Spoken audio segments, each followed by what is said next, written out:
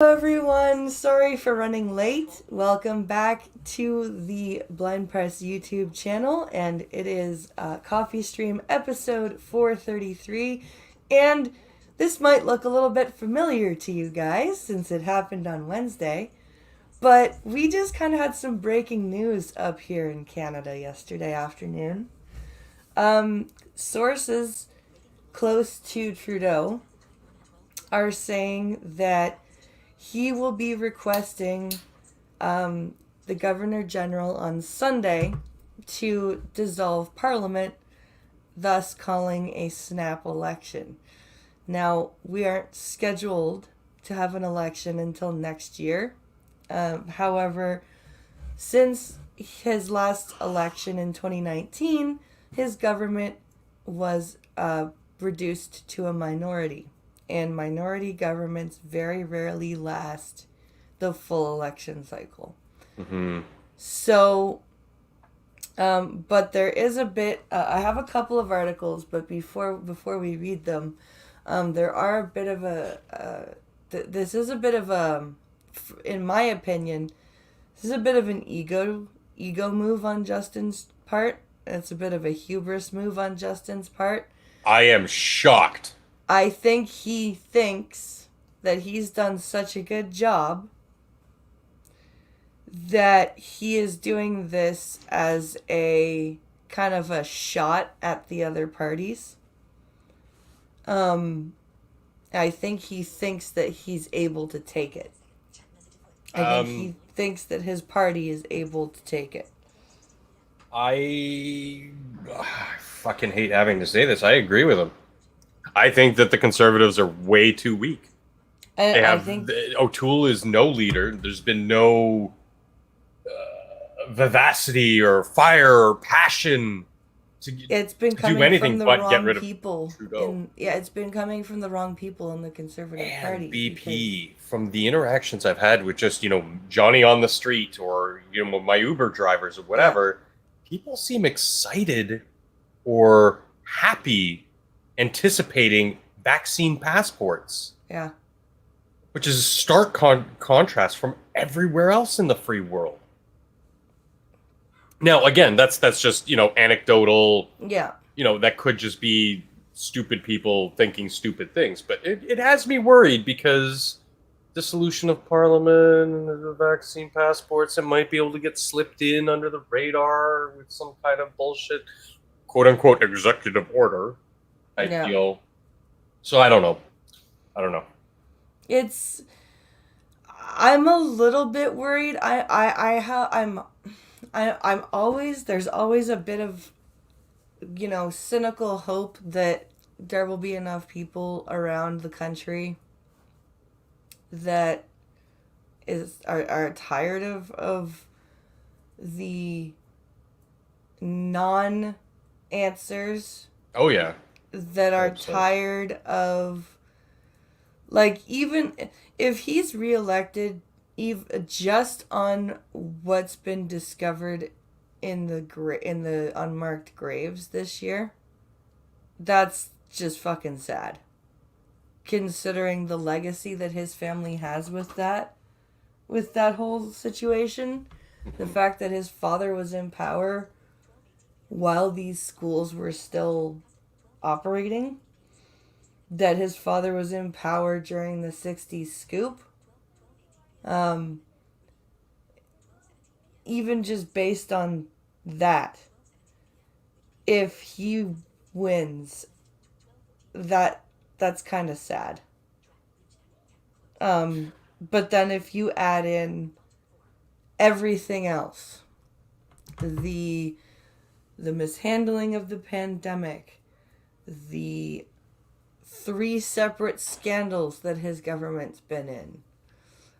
Major scandals. Like, we're not talking, major scandal, grab them by the pussy kind of like non-traverse. These are big, these are like, abuses of power military contracts going to Libya type scandal. Like, this is... Yeah, you're laundering money through his family's charities. Yeah. I mean, but again, the thing is, like, there has to be some kind of alternative. And yes, modern politicking in the Western world does seem to be more, I'm not voting for someone, Trump notwithstanding, I'm voting against the other guy. And to me, that's not politics. That's that should nullify any and all candidates and elections. And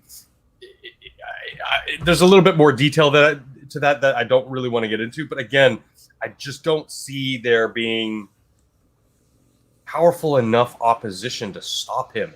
Even people who traditionally have voted their entire life conservative are going, I just don't like this O'Toole guy. He's liberal light. They literally are the two faces of the same coin. They are, yeah. And neither of them, and I'm going to use this term in the historical sense, neither of them are liberal. Neither of them value personal freedoms and free markets and smaller government. In fact, both of them want to increase government. They want to increase governmental power in our daily lives on the federal level, which of all of the three forms of government, municipal, provincial, and federal, the federal government should have the least amount of influence in your daily lives. Exactly. And Lewin says, the worst thing would be if the NDP gets in. That's the scary part about this election. Yeah. They might become the minority. Might win because it's happened before. They might win if they win, they will win a minority. But on the plus side, no way they'd win a majority government. On the plus side, they haven't been getting along with the Liberals lately. So there's a less of a chance of them working together for a coalition again with the Liberals, NDP, which is good because the NDP are just insane. For the most part, they are just insane. Yeah. What a time to be alive. I don't feel alive, do you? No. and it's a lot about it. Right? And there's the other worry that I couldn't find any articles about it, but Pancalo mentioned seeing something about people not wanting to use schools as polling stations this time. Oh, yeah, because they want to, funny enough, they want to institute mail-in ballots. Yeah. Because that worked so well in another country we know about. Given the fact that we use paper ballots, we have always used paper ballots. We have always been very stringent about our chain of custody of said ballots. Like, you walk into a polling station, most people are friendly unless you muck about. If you start mucking about, people will take you down. Either initially with a verbal lashing, or they will call security on your ass and throw you off the property. Yep. You do not screw around or mess about in a Canadian polling station. No. They take that shit very seriously. For those of you who have never been to a Canadian polling station because you live elsewhere. I mean, that scares me. You would when you walk in there, you wouldn't think that it would be, because everybody's all, oh, well, hello. Yeah, we're friendly. We're Canadians. The stereotype is kind of true for the most part. But, But to then transition to what, a mail-in system where there's no chain of custody, a mail-in system where it could be partially digitalized. I'm not against in principle, but there's no reason to have this massive swing shift to a mail-in ballot system. No. And if we do the mail-in ballot system, it could very easily segregate part of the population with what's it called? With disabilities. And or print disabilities, for example. Sure, yeah. Or like, how do you enforce that a blind person, for example, is not being somebody is not voting for them and voting something that they didn't want? How can you enforce that the the ballot is being accurately read to the person in the house? Hi, Ninja. Yeah. He's right over your shoulder looking at the camera. He's Hi, like, buddy. excellent. The mail-in ballots are coming. I can vote whoever I want, finally. These silly humans will never know what happened. Yep. Right, Ninja? He's going back to bed. Yeah. Kicked me out of the chair. Now I have to lie down here. Because up until now, I've touted the system, not the players, but the Canadian electoral system as something that other countries can look to and we can be proud of, and these countries can learn from developing countries trying to institute a more democratic system akin to the Western world, to the mega power players in the world who still think that their voting system can actually work by using private companies' software to tabulate votes. Yeah. Where, I don't know how many of you know this, but the American voting system, their software that tabulates all this stuff is private. You cannot see the code. You cannot comment on something that you cannot see. That is proprietary software. If something is being instituted in the government for a government policy like voting, the code should be then open sourced so that people can look at it. I can look at it. I obviously I don't know how to code, but if I did, even if I didn't, I could look at the code and be like, okay. And if I knew what I was looking at, I could be like, oh, that's oh wait, what's this? Why does it allow for party X to change the vote? Or why does it go through point A, B, C, D, E, and F when it should go from point A to point F? Yeah. Why are all these bounds? Like other things that again, this is all speculation because I'm not a coder or up to speed on coding languages, but these kinds of things are worrisome about code that you cannot see that are instituted in what is essentially the most fundamental right you have. Yes. In a society like we have today, like a modern society, is your right to vote and your right to know that your vote counts. Now, if we had a system where you log in, you have to log into the Canadian website, government's website. They had to vet you, so you had to scan or input your license or your photo ID card, whatever. Mm-hmm. And instead of a mail-in ballot, you can now do it electronically. And then finally, after you file your votes for whatever ridings or whoever, you can then look it up and be like, oh, my vote was tabulated at 11:14 a.m. on Thursday, August the 12th. That I would like. That would be perfect, because then there would be zero confusion. There would be, even now we don't have that level of where did my vote go? Yeah. I think that would be a beneficial use of the technology rather than obfuscation, cloak and dagger kind of, well, I filed my vote, now what? What happened? Oh, well, like what we had down south. Right. There's a lot of, I'm not making any accusations, but there's a lot of speculation. There's a lot of foul play on the surface and zero answers, zero accountability. Exactly. Like if we're gonna, if we're gonna go to something where we're not voting in person, first of all, it needs to be accessible to everybody in the country, right? Everybody with the right to vote needs to be able to vote. And if we could have it the way you just said, you log in like it would if you were logging into CRA. Right? Mm-hmm. Here's my social insurance number. This is, name, date of birth, SIN. Right? Yeah. And then there's even additional layers of protection to that. Like I had to give them a scanned copy of photo ID and my bank information.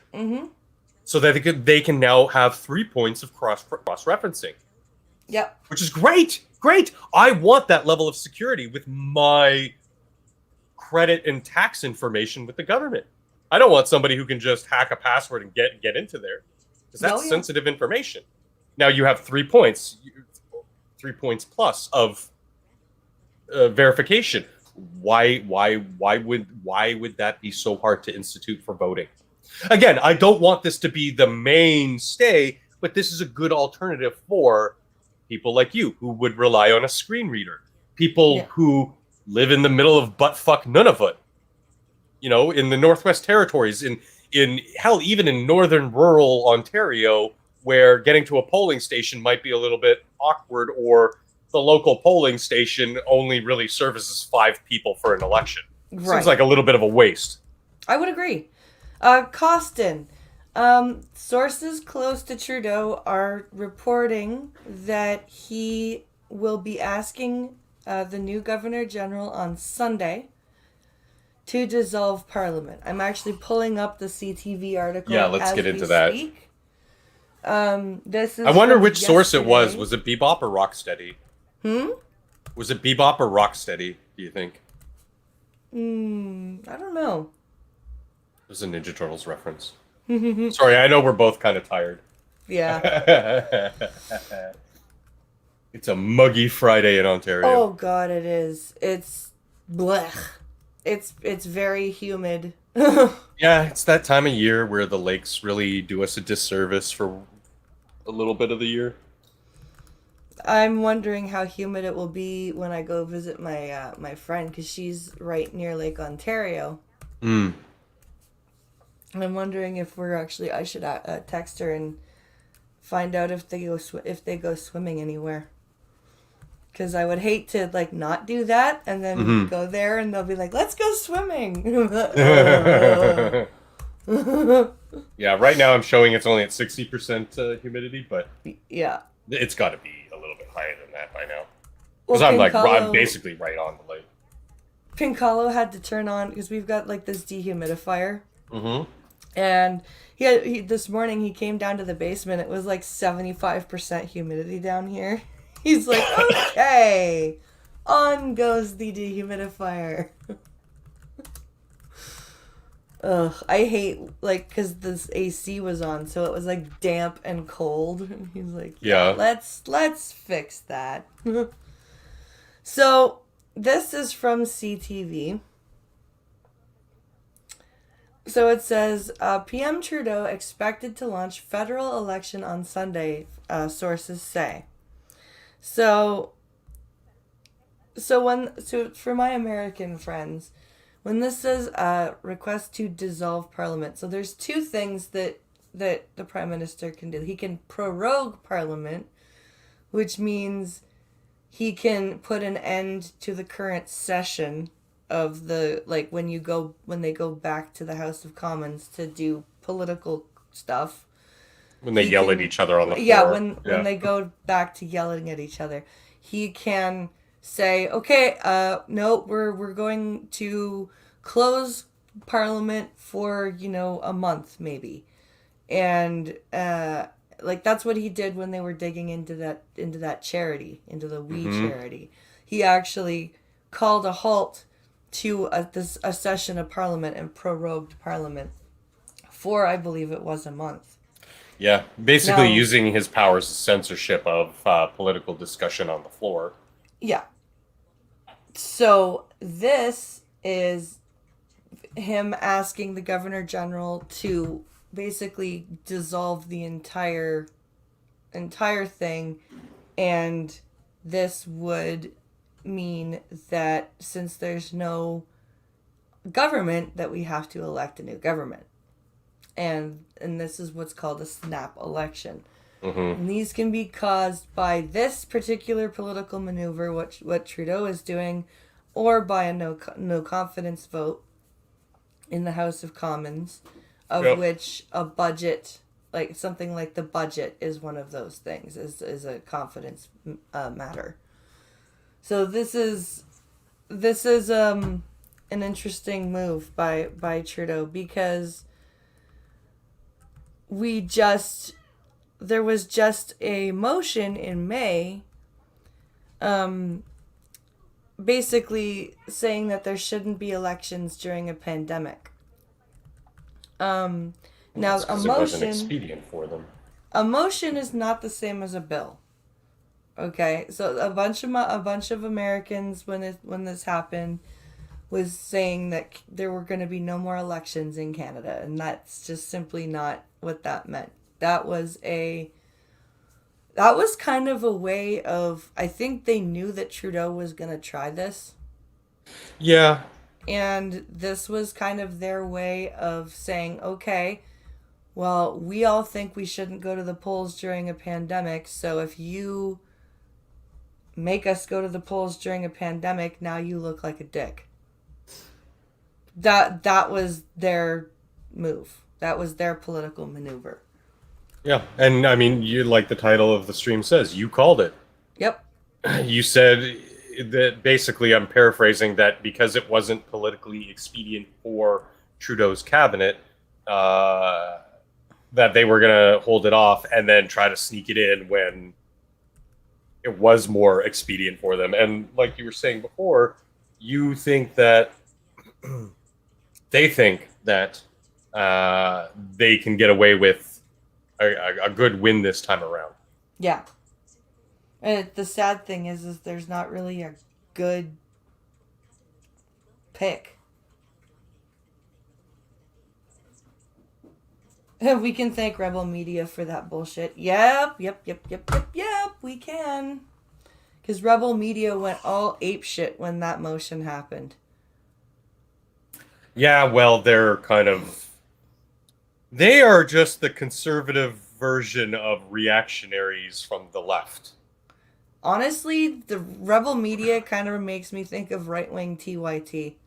Yes. That's exactly what I mean. Like, they just react. They do have occasionally good journalism. Don't get me wrong. Rebel does from time to time have some good, but for the most part, they are just Canadian version of TYT, but on the right, and it's not good. Like, I think CSN or whatever is basically the American version of TYT for the right. Yeah. Without chunky yogurt. Or God, that man is a terrible human being. Or as voiceover pronounces it, Sank Uyghur. Oh boy. That's how voiceover calls him, Sank Uyghur. So this says, Ottawa, Prime Minister Justin Trudeau is expected to launch a federal election campaign this Sunday with a election date to be the September 20th, sources say. So this is after months of speculation.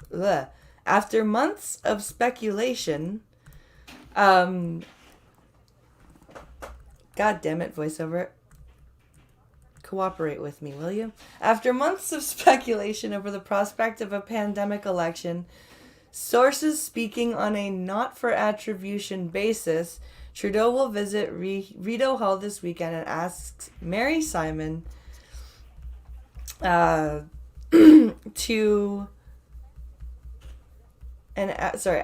Governor General Mary Simon to dissolve the 43rd Parliament and draw up the 338 writs of election. However, sources indicate that it is still possible that the Prime Minister could adjust his plans. I doubt it. I really do. I think he is hubristic enough to. Well, he's already had a huge photo op this morning of him walking with his family toward Rideau Hall. Yeah. So it's seeming very likely that, either late tomorrow or early Sunday, he's going to sign those papers with the GG. Yeah, I really And I honestly think this is, I think he knew what he was doing because he appointed Mary Simon less than a month ago. And it And took him this long. It took nearly, what, 8 months mhm. for us to have a governor general? I And think it was then, 9 by the time she was appointed, yeah, like and then officially. Yeah. she was appointed officially, and then not a month later, he's going to ask her to dissolve Parliament. Yeah, like Pincalo just said in chat, can you imagine being Mary Simon right now? She just got this appointment to the GG, and now she's facing losing it already. Like I said, appointing her was literally just to squash the speak up from the indigenous people, and you're not wrong. Nope. That was it. I mean, look at his track record. That's all he does is he panders, he obfuscates, he censors, he's what's this word? It's like Snippet's got a good one. Delusional. um people like to call other people this, and it means that you're basically a tyrant, that you don't believe in personal a fascist. Oh, that's it. Yes, a fascist, a dictator, a. I mean, we haven't gotten to the point of dictatorship just yet, but these are tactics of a fascist who wants to become a dictator. Mm-hmm. Constantly quashing things, constantly silencing things, using political maneuvers when it's expedient for him to sort of do away with scandal so that he can continually seem to the layman that he's doing a good job, which anybody with 5 minutes of just paying attention to what's been going on knows better than that. Yeah. And that's the problem. That is the problem with modern day politique, is the majority of people just want to be left alone. They're so politically ignorant. Well, and I believe that's your prerogative. That's your freedom. You want to be but I would just compel those people to just then not vote. If you don't want to learn about the players, the parties, what's been going on, then just don't vote. Let people who do have some sort of proclivity to learn about their governments on all 3 levels, let them do their civic duty. But I would also compel people, do your civic duty, learn, take some time out of your day, read excuse me, read from sources from left, right, center, doesn't matter. See what's been going on. Well, that's why I got it. Like, that's why watch the BP coffee stream when we talk about Canada. No, I'm serious, because YouTube has been so underutilized by the public at large. People go, "Oh, you're linking me a YouTube video or whatever," and I'm like, "Yes, because it's an open source, technically, ideally, an open source platform where anybody can speak up, and a lot of people who comment on it bring up articles like this. They will source and cite references rather than just talk out their ass." Well, and one of the reasons why I took a couple of politics classes in later high school was because my family does a lot of political debating. And my grandpa was, he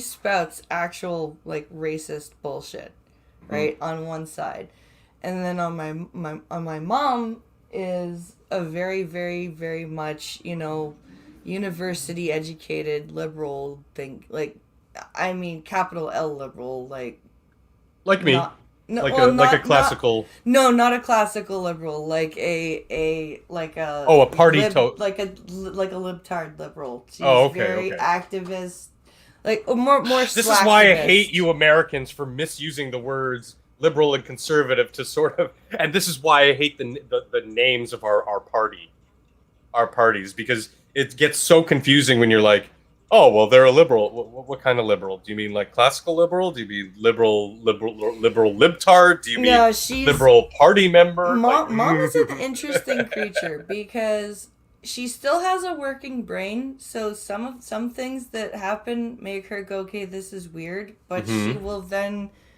It's like Denial. as soon as she figures out something is weird, it's like the other part of her brain tells her to go watch a bunch of CNN, and then she's like, Oh, well, that was just all lies from the yeah, right, the far right. pretty much. She's very like it. You can watch her almost make the connection and then kind of turn around and walk away from the connection, and you're like, oh, so close. Dear Lord, yeah. But that's one of the reasons why I took politics classes, so that I could form my own opinion and know what the fuck I was talking about. Yeah, because when I was going through school, we didn't even have those kinds of classes. I think that should have been mandatory.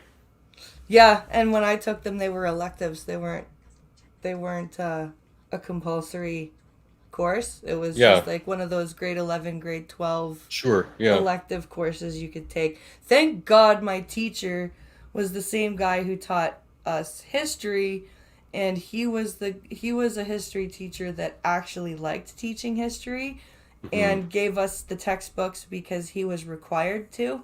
Yeah. And then told us to put them in our locker for the year and not read them.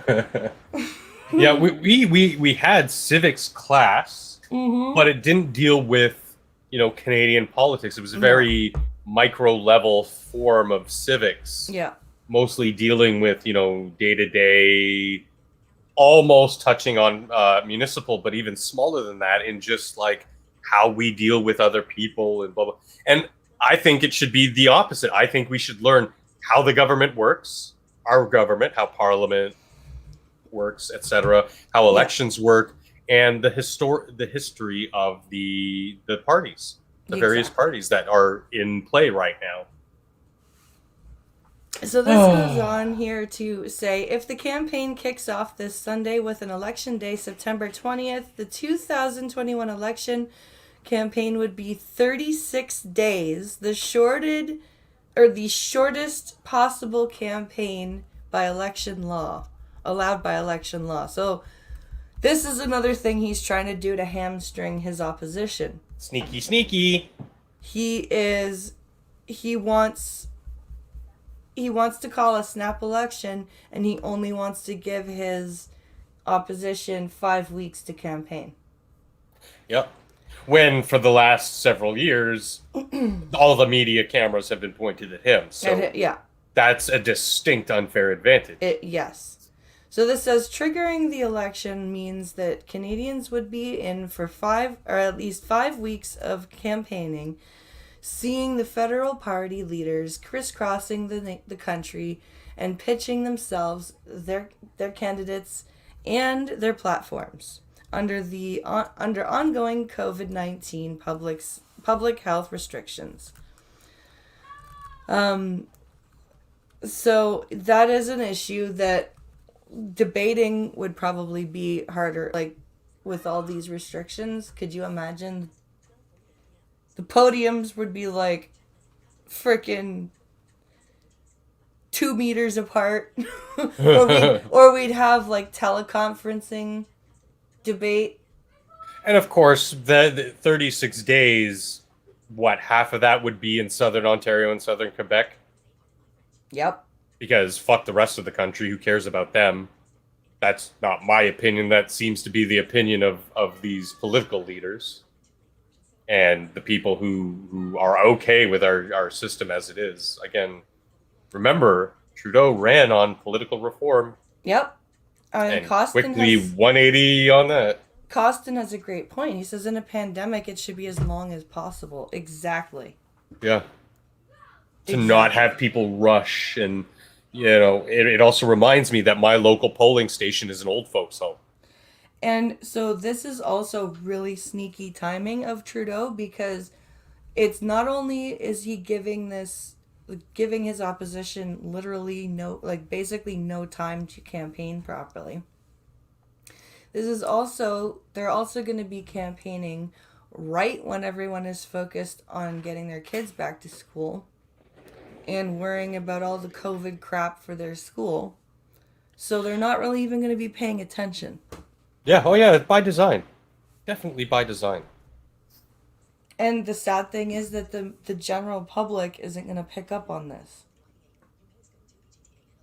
Again, no, because they're just far too. Well, I mean, I don't blame them. Most people, they're too busy dealing with their house, their home, their kids, Yeah. their family, like work, trying to make ends meet. Most people don't have the luxury to be extremely informed about their political players and the system. Yeah. I can't really blame them, but at the same time, yeah, okay, maybe instead of watching the latest episode of WandaVision or whatever, maybe you could watch half an hour to an hour of CPAC Yeah. or some political commentary that you would have taken some time to go, you know what, I actually like what this person has to say, so maybe I'll listen to them a little bit. Yeah. Just a little bit. A little bit goes a long way, especially with things that are so in your face and obvious, like what's been going on with like scandal and all the other stuff that's been surrounding this current administration. We have a Skeptalk in chat. Hello, Skeptalk. Hey, Skipper. We're talking about Canada, eh? Yeah, we're doing a Canada Friday. Because looks like Trudeau's going to bring us to the polls. So this continues to say, while the next fixed election date isn't until October 2023, minority governments rarely last the full 4 years between elections. That is true. That is very true. In the 2019 federal election, voters reduced the Liberal majority to a minority. Yep. And since then, there's been a series of shakeups. That's what you're going to call them? Really, CTV? Okay. A series of shakeups on the political scene from the election of new opposition leaders and recent invigoration over social justice issues to the ongoing global pandemic that has upended much of life as Canadians knew it. Yes, social justice issues. That's what you're... We're not staving off full-blown Marxism in the Western Hemisphere these days. It's just social justice issues. We're not up to 5,200 dead kids in unmarked graves or anything. It's just social justice issues. We're not dealing with riots. I mean, sure, we didn't have them as bad as the Americans, but we still had large-scale demonstrations, and not to mention the BLM Antifa activists spurring on the Indigenous protests to tear down statues, vandalize neighborhoods, light buildings on fire. You know, what to do when you're unhappy obstructing or something. Railroad traffic to, disrupting the supply chain. Shutting down the pipeline. Yep. But hey, we can buy our oil from Saudi Arabia and Russia. Oh yeah, it'll be great. Why maintain our energy independence? I say maintain because, hey, Canada's has been a really good energy producer for the last several decades. Why continue that? Why keep a good thing going when we can start buying from the rest of the world? Exactly. All because why? Some loudmouths don't like pipelines because why? Oh, they don't even know why. No, they don't. So this says, in his anticipated post-election call remarks outside Rideau Hall on Sunday, Trudeau will have to explain to the electorate why he felt it necessary to call an election just now. Yes, he will have to explain that. Yeah, but will he actually, or will he give us some out of the corner of his mouth? Oh, it'll bullshit? be Well, we want to serve the Canadian people. So this says, and then it says, while reopening and vaccine efforts are still underway.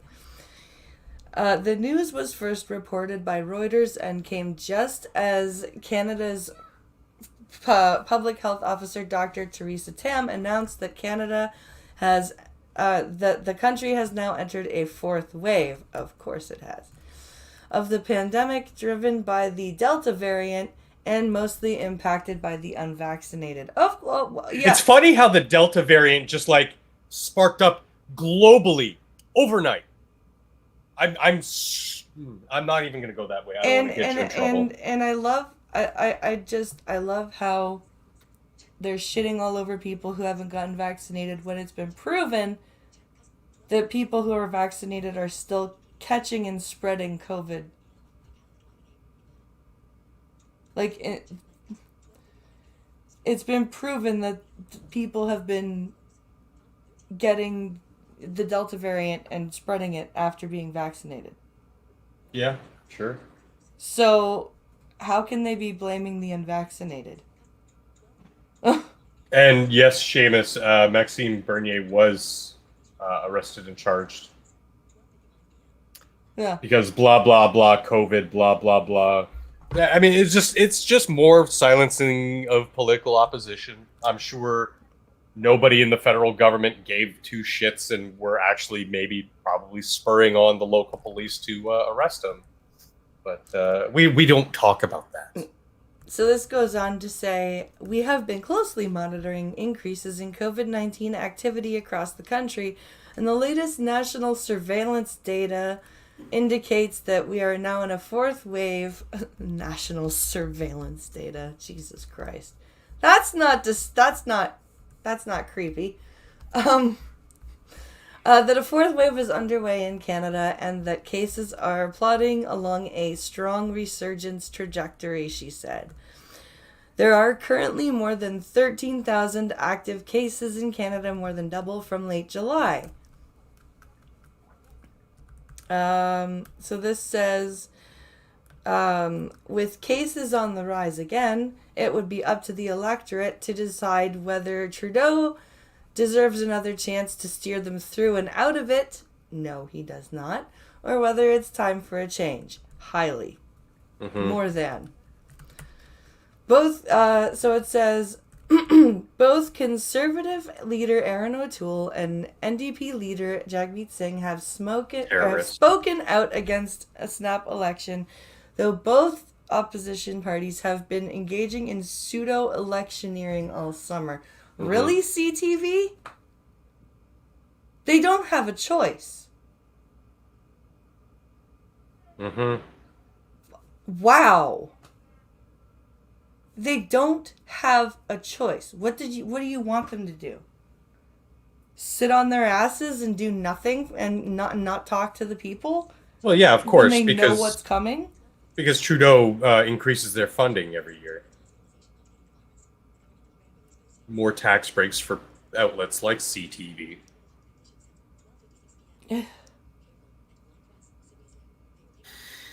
And yeah, it would be quite tragic if Jagmeet got any political standing this time around as well. Yeah. Because as Elwin says, he does actually want to put in a white tax. You're white, you pay extra tax to people who are BIPOC or whatever. Just call it what it is, racism. So this says, while Justin Trudeau wants to just act like it's over, it's not over, and people are still worried, Singh said Thursday, unveiling his party's campaign platform on Thursday morning.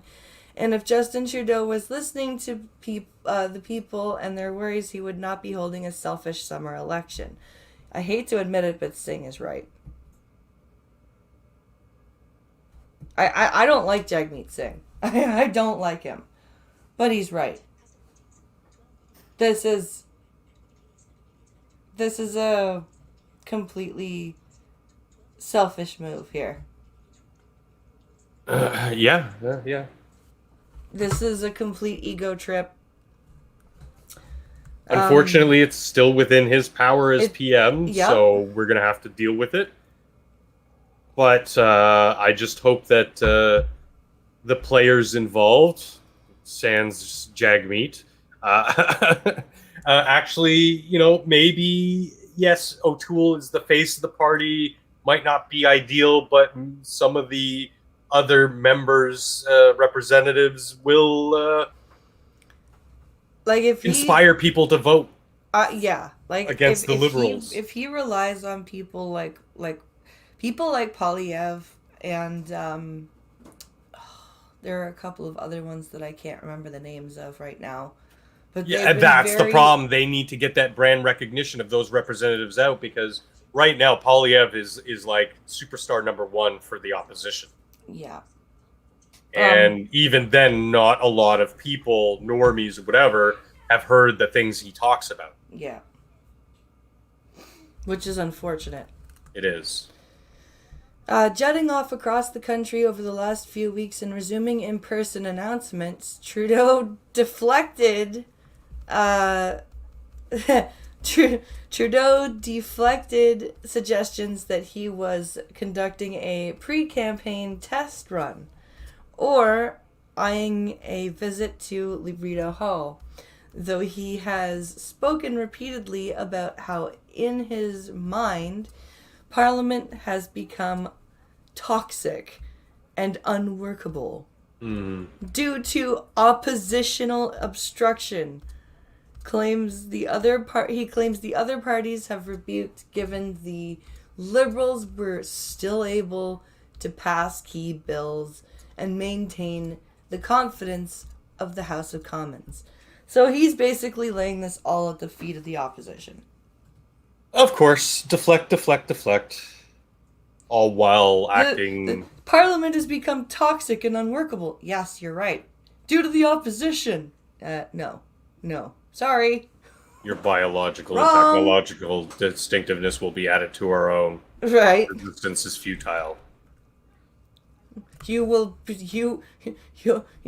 service us. Number one. Well, actually, you know what? It's less like the Borg and more like the what was the necromongers from Riddick? Oh yeah. Serve or die. Be eradicated. Pretty much. And if you don't like it, it's not our fault. It's everybody else's fault. Oh wait, it's kind of like Lori Lightfoot too. Right? Oh, it's not my fault as mayor. It's the guns' fault. It's surrounding cities' fault and states. It's the crazy right wingers. Oh, it's white people's fault. It's everybody's fault but your own, right, yep. Justine? Yep. God. Thank you, Underverse. Thank you. So it says the latest NANIS tracking suggests that the Liberals have a double-digit advantage. Ooh. But the day the election is called, it'll be a complete reset on where things are at, said NANIS researcher Nick Nannis in an interview with City News. Let's see. I'm not a pollster or anything, but I think that if this does happen, I'm just going to take it to the streets. Yeah. I'm going to be that crazy guy on the street and be like, excuse me, can I talk to you a minute about the Liberal Party of Canada and why you shouldn't vote for them kind of thing? Not as directly, but like, you know. Excuse me, have you heard about all the ridiculousness the Liberal Party has done over the past 6 years? Beetlejuice. Yeah. That was just for Wikipedia there. Yeah, I saw that. So it says recent polling data from NANIS research commissioned by CTV News shows that Canadians are not that enthusiastic about an election. Are we ever? With most Canadians just trying to put the pandemic behind them and just trying to reconnect with loved ones. Yep. Yeah, and get off EI and handouts and try to get back to work. And, you know, we cannot sustain the current level of just service side employment. There needs to be some revitalization of industry, of other things that are not just driving for Uber or delivering for Skip the Dishes or whatever. Yeah. There needs to be the meat and potatoes that lay the foundation for an economy that have been hit the hardest Yeah. in the response to the pandemic. Pincalo says, "I swear we've had more elections in the last 8 years than we haven't ever had in the 90s." Yeah. Yeah, yeah. I mean, yeah. Just goes to show you the just complete ineptitude of our current political parties. So this says, Canada's chief electoral officer, Stefan Pearl, has spoken favorably of having a longer election run. Yeah. Or a longer writ period, sorry, to allow Elections Canada to have a longer runway to get all elements of a national election in place. But the agency says it is nevertheless ready to safely conduct a vote should the Governor General agree to dissolve Parliament. Really? Okay. Let's see. All outstanding business in both the House of Commons and Senate that was not passed when both chambers adjourned in June will die, and all parliamentary committees essentially cease to exist, leaving it to the next government to restart a legislative agenda, the government and the bureaucracy, or in each federal department. An agency will enter a caretaker mode in which major decisions are limited. So basically, this means government is put on maintenance mode, and until a new government is picked, that's how it's going to stay. And this is also a way, I think, for him to dissolve all the committees looking at him. Yes. Also, this sort of safe mode, maintenance mode thing, major decisions. We're talking federal policies, like the budget, etc., those commissions. But that's not things like vaccine passports. Because that would probably be laid at the feet of the provinces. And we've already seen, conservative or liberal, the premiers are willing to just get in lockstep with this power grab. That scares me. Yeah, because it's on the surface, having a database of figuring out who's been vaccinated just so you can have a head count, and that makes that, like, having a card like that makes sense.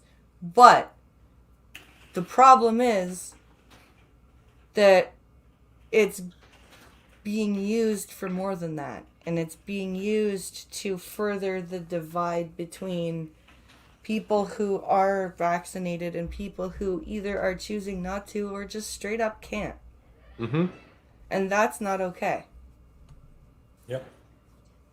And as somebody who is insanely pro-vaccination because of how I lost my sight,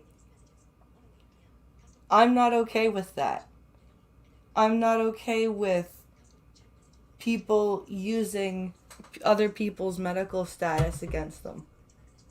Whether they agree with, like, I may think a parent is really stupid for not vaccinating their kids against the measles and shit. Sure. Yeah, and that's something that's been proven, stringently tested, etc., etc. But am I going to, like, if I meet them in public, am I going, like, am I going to, like, come up and be like, excuse me, are you up to date on all of your shots? And are your children, and if you're not, get the fuck away from me, you leper. You know what, like that, because that's not how you live in a civil society. Like, and even with childhood vaccines, the only place that I know of for them to be mandated, right, is for public schools. Yeah. I don't I like, correct me if I'm wrong, but I have never heard of somebody applying for a job as an adult and being asked if they have their MMR vaccine and being not being hired if they don't. The the only thing even remotely close to that I've been asked is, are you up to date on tetanus? Yeah.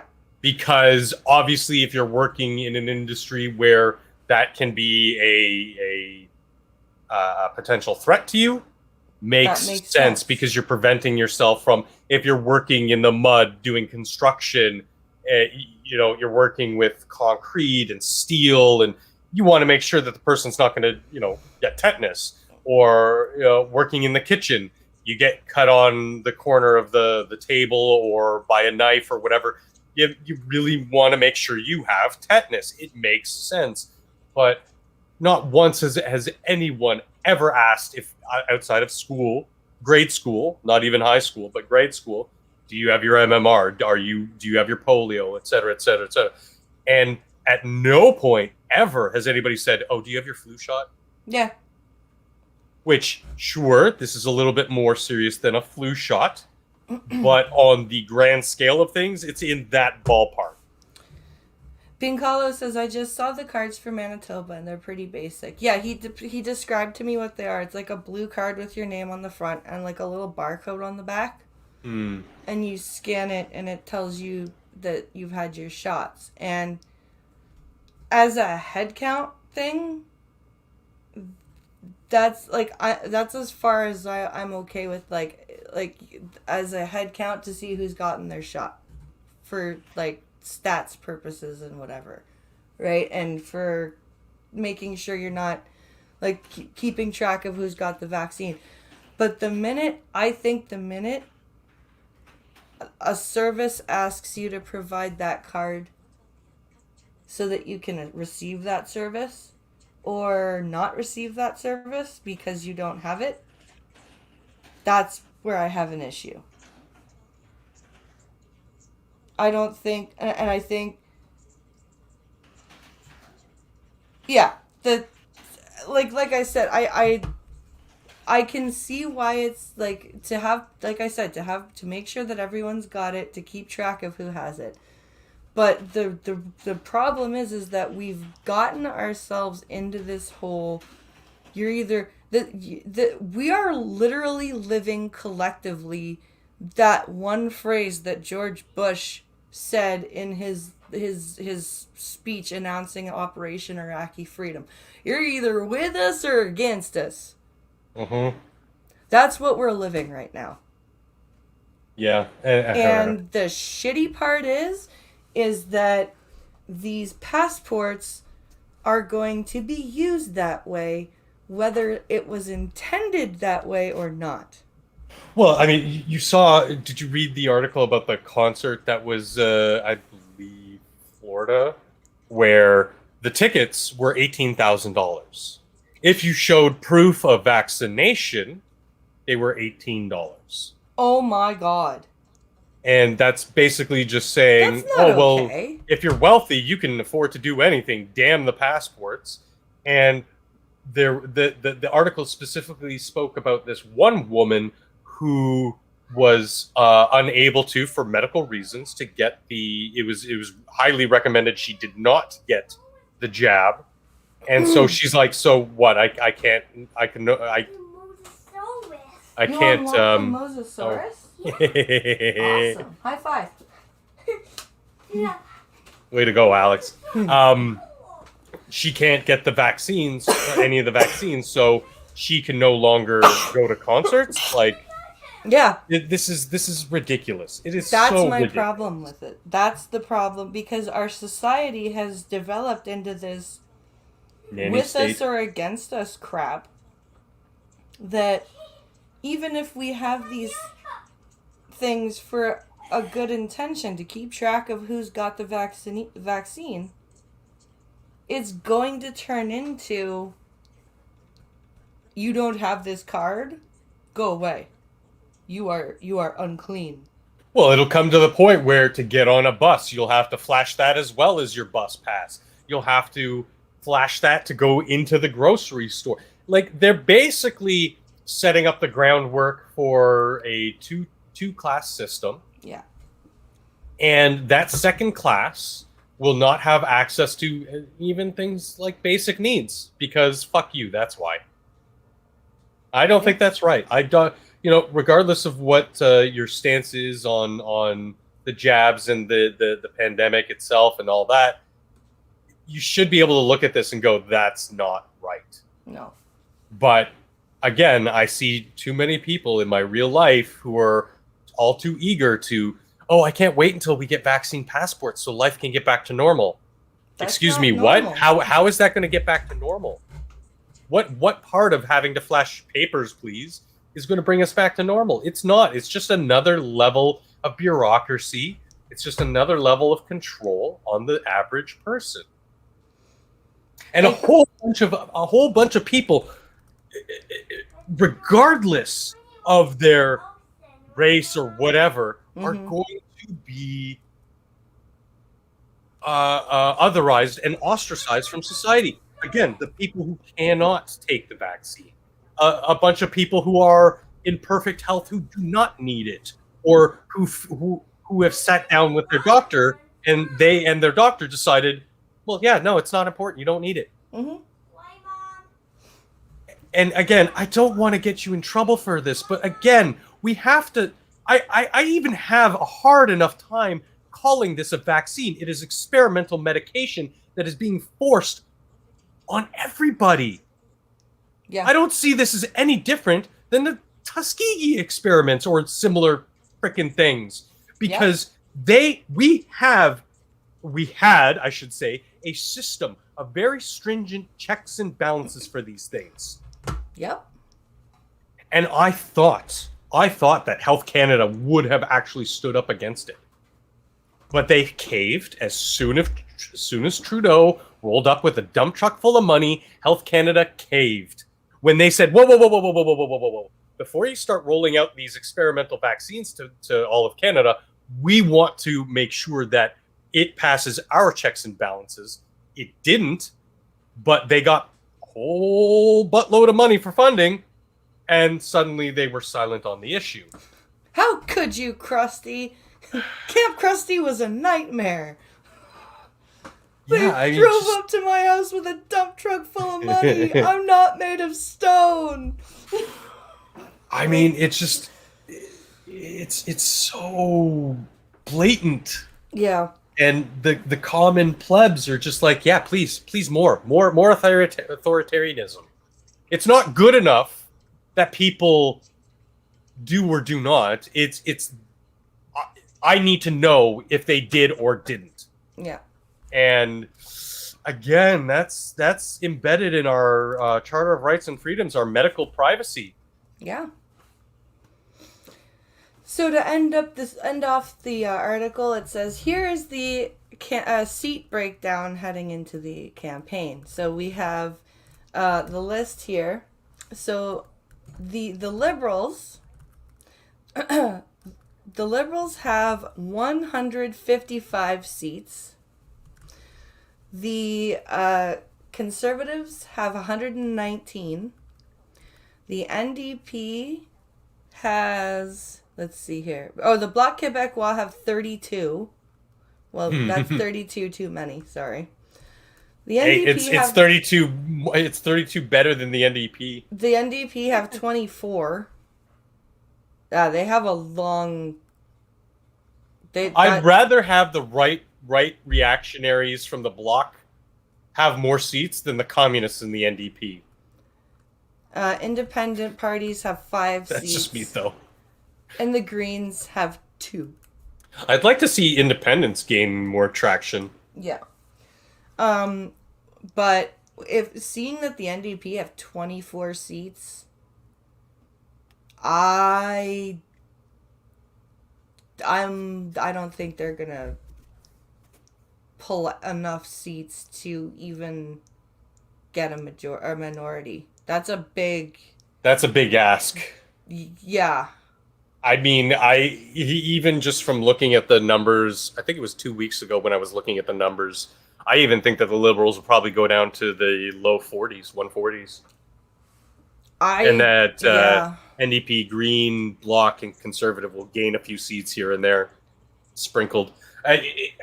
It's really hard to say because again, lockdowns, etc. It's hard to gauge more of the person on the street. Sort of I feel. would honestly like at so on like let's just assume that we're going into an election. Yes. I think now this is my best hope, even with Aaron O'Toole as a leader, because we cannot continue with Trudeau. That's not an option. We cannot continue with Trudeau. It's not working. It is clear that it's not working. We need something different. Oh yeah, we're about to hit the cliff, and he's like, "No, don't worry, guys. It's okay. It's okay." Yeah. Cliff's not actually there. We're trying to pull on the handbrake, and he's like, no. It's cool. It's cool. Let me just push down the gas a little more. If we go faster, maybe we'll jump the it. cliff. We'll jump the cliff. We'll jump the cliff. It's there's fine. nothing on the other side of the cliff. No. Trust me. I've been there before. We're all good. Yeah. Sir, you're lighting an indigenous child on fire. No. This is just fuel. Don't worry. No. Pay attention to look. My kid's painted a picture. Yeah.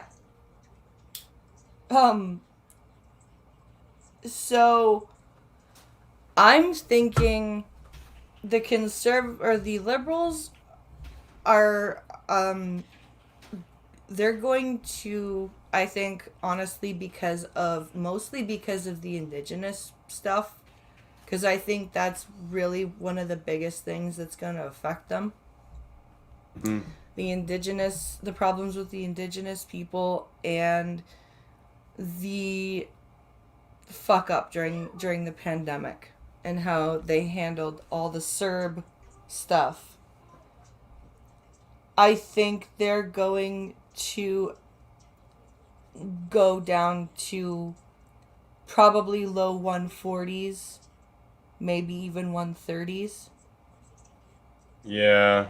And I'm really hoping that the Conservatives can eke out those, because they're at 119. I'm really hoping they can eke out another 30, maybe 40 seats, which is a big ask, but it's more reasonable than, hey, NDP, can you go from 24 to holding? Yeah, can you hold? Like, I would love to see the NDP go down to where the Green is. Quite honestly, I would love to see the NDP have like 2 or 3 seats, and that's it. I mean, Jagmeet's public opinion has dipped even more. Again, the problem lies not with anybody right now, but the Conservative Party. We haven't heard much of their message other than, again, them trying to be liberal lights.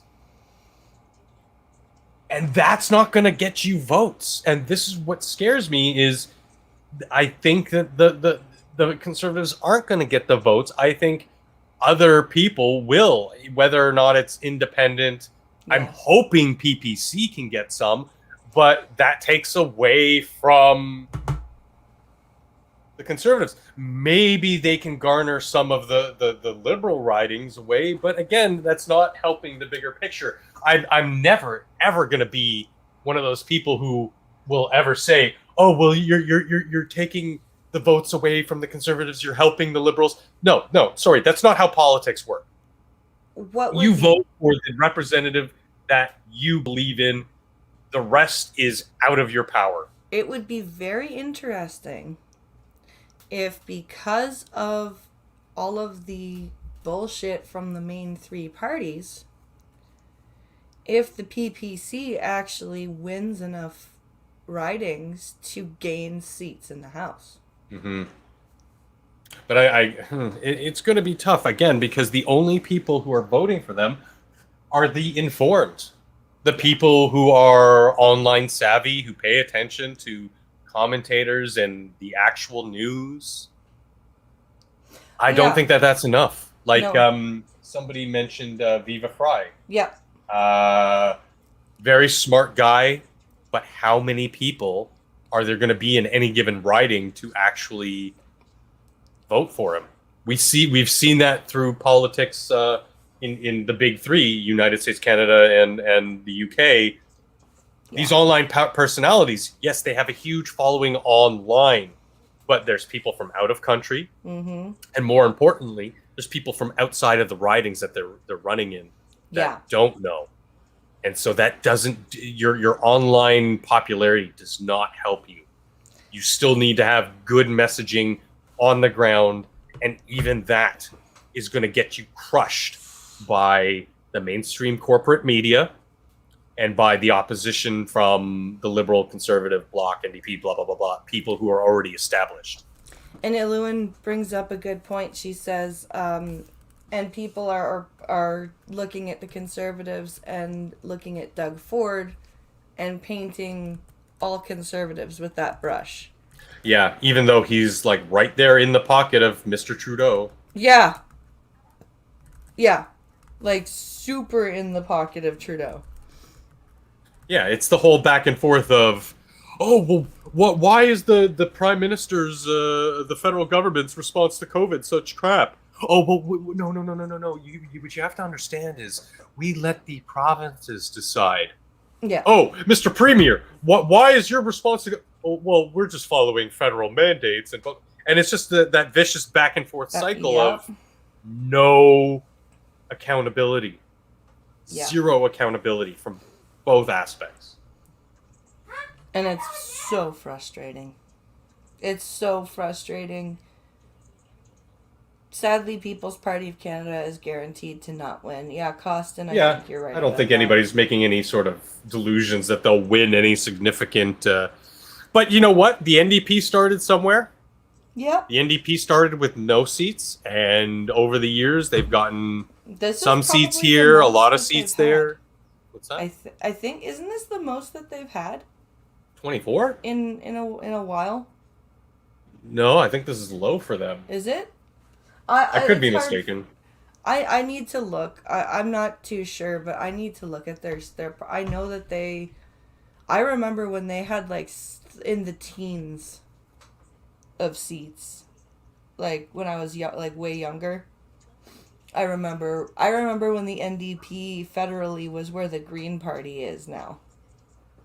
The New Democratic Party, led by Jagmeet Singh, won 24 seats. Its worst result since 2004. Okay, worst result since 2004. Okay. And of course, most of their seats are in frickin' Ontario. Really, not BC? Interesting. Yeah. The previous election, they were at 21. In 2009, they were at 28. In 2018, in 2009, it was 21.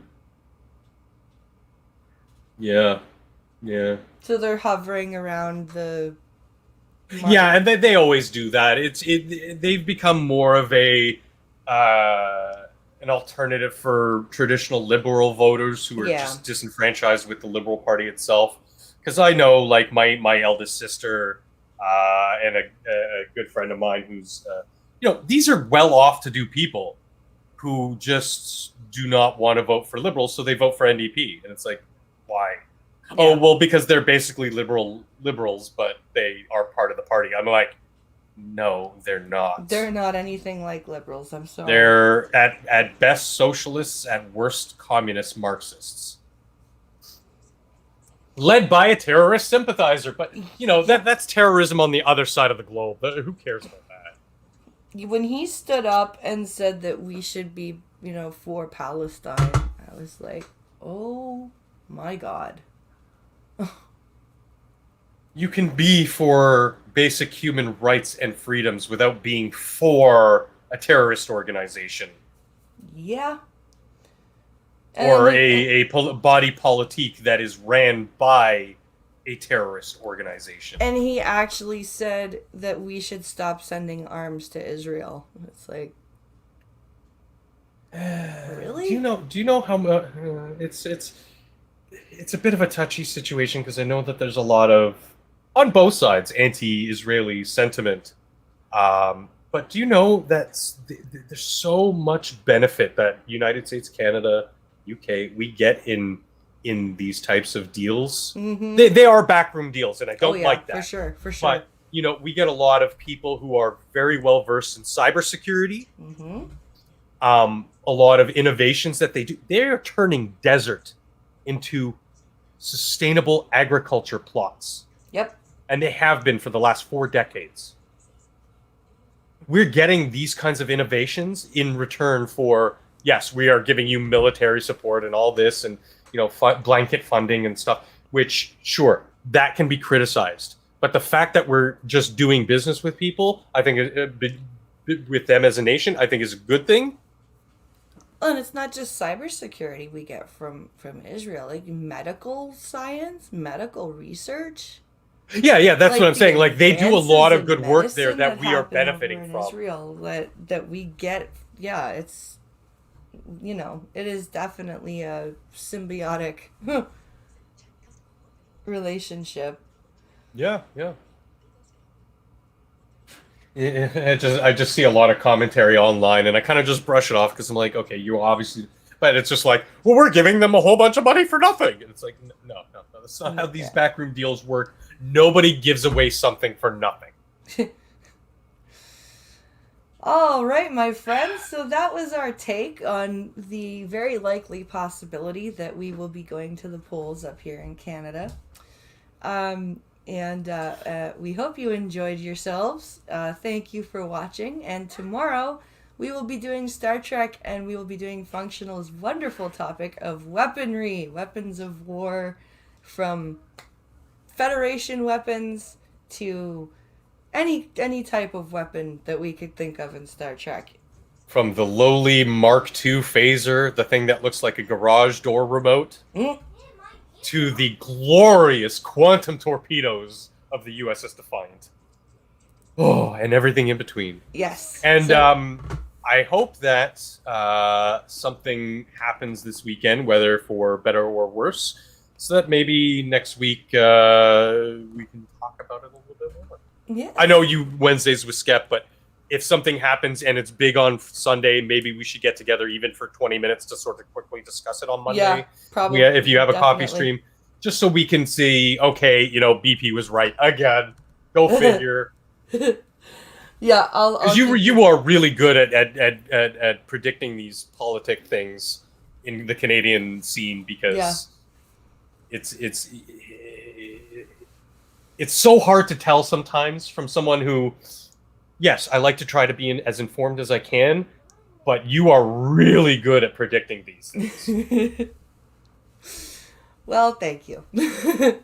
And also, don't forget, tonight is Beat the Blind Girl Mortal Kombat.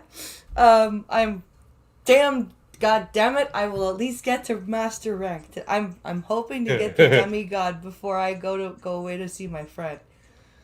Nice. So, I was gonna rank up on my last set of the stream, and I got it to a 3-game set, and then the Sub-Zero beat me by like a hair. And I was like, fuck, no. So now I have to try to rank back up to Master, and maybe Grandmaster tonight. So we'll see. All right. And thank you guys for watching, and we'll see you later. Joel on True. Oh, wait, wrong stream.